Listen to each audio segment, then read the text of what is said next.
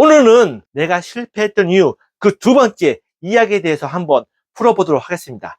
제가 인생에서 크게 넘어졌던 가장 큰 이유는 방향성이 없었기 때문이었습니다. 방향성. 좀 더 구체적으로 얘기하면 포지셔닝. 제가 포지셔닝에 목매는 이유는 사실상 한 사람의 인생에 있어서 하나의 포지셔닝이 전부이기 때문인데 저는 그 중요성을 전혀 몰랐기 때문이었습니다. 좀 더 옛날로 돌아가자면 제가 첫 직장에서 제 의사랑 전혀 상관없이 마케팅 팀에서 바로 입사 첫날부터 영업팀으로 발령받았을 때 바로 꼬이기 시작했습니다. 저는 영업팀에서 견디지 못하고 6개월 만에 도망 나왔습니다. 그때가 9월이었거든요. 그런데 그 시절에는 보통 공채가 겨울에 있었기 때문에 저는 공채 시즌으로 다시 기다릴 수 없었습니다. 그래서 놀기는 싫었고 일을 하고 싶었고 그래서 닥치는 대로 입사원들을 집어넣습니다. 마케팅 팀으로만 일할 수 있다면 어떤 회사든 상관없다라는 게 저의 생각이었죠. 그런데 그것은 굉장한 착각이었습니다. 저는 일산에 있는 한 중소기업에 입사를 했습니다. 그 헬스기구 업체였는데요. 저는 그 당시에 열심히 노력하고 제가 마케팅 팀의 비전만 있으면 저는 성장할 수 있을 거라고 굳게 믿었습니다. 하지만 그것은 저의 착각이었습니다. 회사의 입장은 전혀 달랐습니다. 중소기업의 특성상 인력이 모자라기 때문에 여러 부서로 뺑뺑이 돌리는 게 일상이었습니다.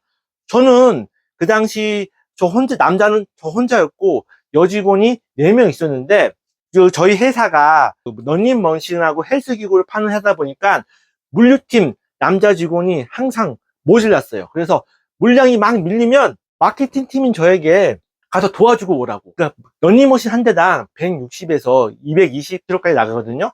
근데 제가 구체적으로 확인해 보지 않았지만 보통 그 정도였습니다. 그러면 밑에 부분을 딱 들어서 나르는 작업을 하도 많이 했습니다. 저는 물류팀으로 입사한 게 아니었는데 회사 입장에서는 마케팅보다 당장 매출로 직결되는 물류가 훨씬 중요했거든요. 그러다 보니까 유일한 남자 직원이었던 저를 심심하면 착출해가지고 막 도와주게 시켰습니다. 상관없었습니다. 만약 저의 땀방울이 그러니까 시키는 일이라면 뭐든지 잘한다면 저는 당연히 사장님께서 더 큰 지위를 줄 줄 알았어요. 그런데 그것은 저의 착각이었습니다.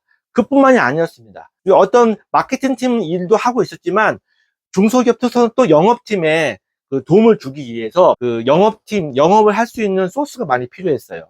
무슨 관공서라든지 뭐 새로 개업할 어떤 헬스장이라든지 기타 등등 그런 그 정보를 캐내는 일도 저희 마케팅 팀의 일이었습니다. 그런데 저는 아무래도 물류 쪽으로 많이 착출되다 보니까 그 동료 여직원들에 비해서는 아무래도 그런 일을 할 시간이 부족했죠. 뭐 어쨌든 상관없었습니다. 저는 땀방울을 흘리는 모습을 많이 보여줬고 제 생각으로는 저의 열심히 하는 모습을 봤기 때문에 그 영업팀 그 담당 과장님이나 사장님 또는 상무님께서 저를 좋게 봐주실 줄 알았습니다. 물론 눈앞에서는 웃어줬어요. 일당백이야 열심히 하네. 보기 좋아. 정말 저는 그래서 너무 기분이 좋았어요. 열심히 한다는 말을 많이 들었거든요. 근데 여러분 열심히 한다는 말은 굉장히 함정이 많습니다. 이 말은 노래를 잘 부른다, 그림을 잘 그린다는 말과 똑같습니다. 왜냐하면 열심히란 말에는 포지셔닝이 없습니다. 뭘 열심히 하는데? 라고 딱 물어봤을 때 이것저것 다 잘한다는 얘기죠. 그런데 이게 경기가 호황이거나 회사의 매출이 안정적일 때는 아무런 문제가 없어요. 인정받습니다. 열심히 해. 오늘 회식 때 뭐 먹고 싶어? 이 대리가 먹고 싶은 거 골라.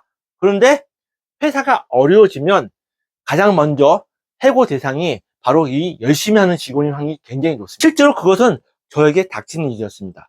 저는 열심히 물류팀으로 착출될 때가 많다 보니까 상대적으로 영업팀이 어떤 영업을 할 수 있는 소스를 구해주는 일의 역할이 줄어들었거든요. 근데 반대로 여직원들은 그 일을 굉장히 할 시간도 많았고 저보다 더 잘했어요.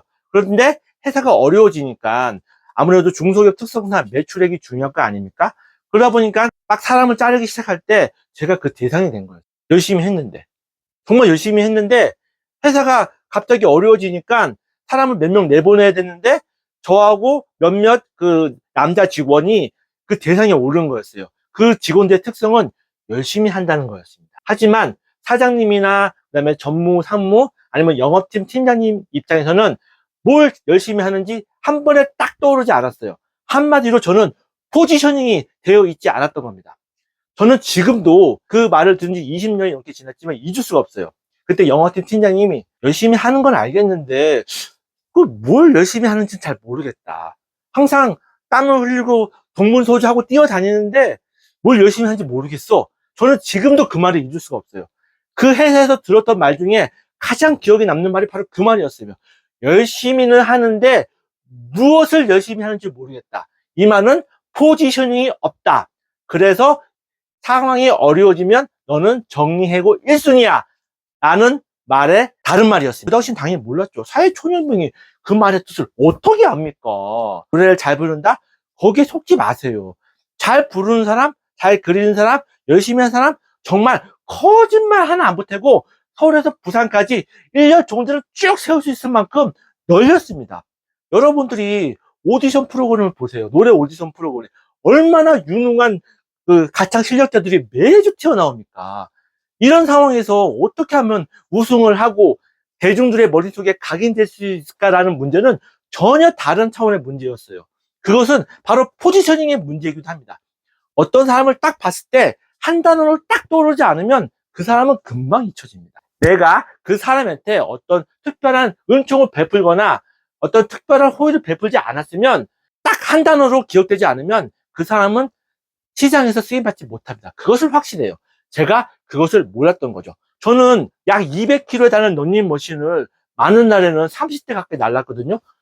그날 여직원들은 책상에 앉아가지고 영업팀 토스를 많이 뽑았어요. 그럼 누가 더 가치 있을까요? 회사가 어려워졌어요. 당연히 그 여직원들이 더 가치가 있겠죠. 왜냐하면 당장 돈이 될 수 있는 소스를 개발했으니까. 그렇지만 그것에 소홀했던 나는 제 의사랑 상관도 없이 땀방울을 많이 흘리고 동분서주했지만 회사 입장에서는 당연히 영업팀 여직원들 또는 저희 동료 여직원들보다는 가치가 떨어지는 거죠. 이게 바로 포지셔닝입니다. 포지셔닝이 되어 있지 않으면 어려웠을 때 바로 정리하고 1순위예요. 결국 제가 인생에서 실패했던 이유는 어디로 가야 되는지 분명하게 마음을 잡지 못했던 겁니다. 마케팅 팀을 해야겠다, 마케터가 돼야겠다 라는 생각을 하고 있었지만 상황이 바뀌고 주변 사람들이 일을 이것저것 시키자 저는 그 포지션을 완전히 잊어버리고 그냥 열심히만 하면 언젠간 나를 인정해주고 마케팅 팀으로 키워주겠지, 마케팅 팀 팀장으로 키워주겠지라는 아주 순진무구한 생각을 갖고 있었다는 얘기죠. 열심히 해도 된다는 말, 난 열심히 노력해서 성공했다는 말, 거의 90%는 일종의 과장입니다. 중요한 건 내가 어디로 뛰고 있느냐, 그리고 그 방향을 잃지 않느냐가 훨씬 중요합니다. 오늘의 교훈은 저의 실패 사례를 통해서 여러분들은 포지셔닝의 중요성을 잊어서는 안 됩니다. 당장은 헤매고 있지만 내가 어디로 달려가고 있는지 분명하게 인식하고 있어야 돼요. 사람들은 저한테 관심이 별로 없어요. 그래서 제가 한 방향으로 뛰고 그것을 계속 알리지 않는 한 사람들은 곧 잊어먹고 제가 무엇을 하는 사람인지 무엇을 파는 사람인지 아주 쉽게 잊어버립니다. 그래서 제가 포지셔닝과 그리고 나를 대표할 수 있는 한 단어를 그토록 강조한 겁니다. 예전에 2011년도에 나는 가수다 라는 그 예능 프로그램이 대박 쳤잖아요. 바로 그겁니다. 나는 누구다, 나는 포지셔닝 전문가다, 나는 마케터 전문가다, 나는 IT 전문가다, 나는 영업 전문가다, 이런 여러 가지 말 중에 하나를 여러분들이 선점하셔야 됩니다. 그래야 지속적으로 뻗어나갈 수 있습니다. 그렇지 않고 상황에 맞게, 그다음에 트렌드에 맞게 이리저리 쫓아다니면은 당장은 이익이 되지만 사람들 머릿속에 곧 잊혀집니다. 그리고 아무도 여러분을 찾지 않아요. 왜냐하면 능력자들을 이미 넘치고 넘쳐서 지금 이 시간에도 계속 쏟아지고 있어요. 잊혀지는 건 매우 싫습니다. 그래서 하나의 포지션을 지속적으로 강조해서 대중의 머릿속에 떡 박힐 수 있도록 각인시켜야 됩니다. 오늘 정리하겠습니다. 제가 실패했던 가장 큰 이유는 포지셔닝이 없었기 때문입니다. 저는 마케터 전문가가 되고 싶어 했지만 상황에 맞게 이리저리 뛰어다니다 보니까 저의 방향성을 잊어버렸습니다. 그리고 한번 이탈하자 더 이상 기회는 주어지지 않았습니다. 여러분들은 저와 같은 실수를 하지 마시기 바랍니다. 여러분들이 어디로 뛰어가고 있는지, 진짜 목표가 무엇인지 항상 생각하고 있어야 됩니다. 지금 당장 그것과 관련된 일을 하고 있지 않더라도 그것을 잊지 말고 계속 달려가고 있으면 반드시 그 트랙 위로 올라서서 발전하고 성공할 수 있는 날이 올 겁니다. 여러분, 인생은 포지셔닝입니다.